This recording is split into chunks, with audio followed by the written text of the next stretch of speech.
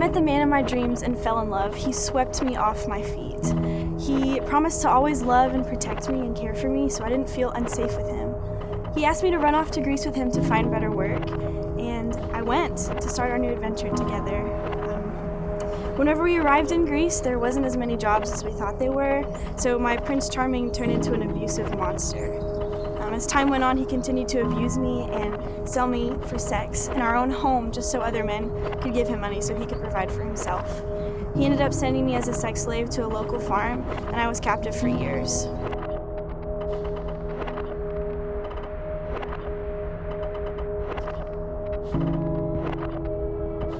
I was in a coffee shop meeting a friend. The friend put something in my drink, and the next thing I knew, I was in a dark room.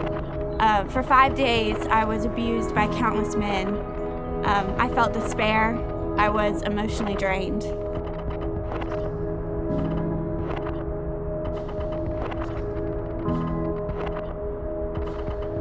When I first arrived in Greece with my boyfriend, I had high hopes of finding a job and providing money for my family back home. And the first 2 months went fine. But then my boyfriend started acting different. He started beating me every day and blaming me for our money problems.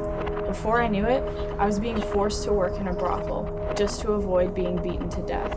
And just like that, hopelessness became my reality, and escape seemed impossible.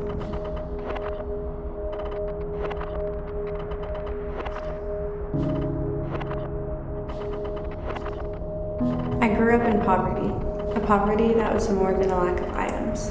It was a lack of love and security. I longed to be like the girls I saw on TV, happy, content, and one day I found a man who could give me all of that, so I followed him to Greece. As I entered Greece, all my hopes and dreams came crashing down. I was beaten and threatened by men. It seemed never ending. I first departed for Greece to become a nanny, but the children I watched inevitably grew older and their need for me tapered. Relieved from my duties, I set out with the experience under my belt and a heart hopeful for the adventure my future could hold. I decided to apply for a position at a nearby hotel, but when I didn't get the job, I was turned away into the arms of a man who I would soon associate with as my capturer. He dragged me out of my country, introduced me to his partner, and then they locked me up, gang raped me, and I was sold to clients. At the age of 14, most girls are getting ready to enter high school, hanging out with friends, and looking towards the future.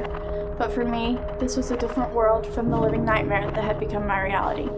I dreaded every single day, not thinking about the future, because I never even knew if I'd wake up the next morning. As they put me into their car, I was scared and hopeless that I was being trapped into another situation where my body would be sold again. I quickly discovered that they were not the ones that were going to harm me, but save me from the situation I was in. I realized that I could finally take a deep breath because I was set free. As I came into the shelter, I had the clothes on my back and the past that was behind me.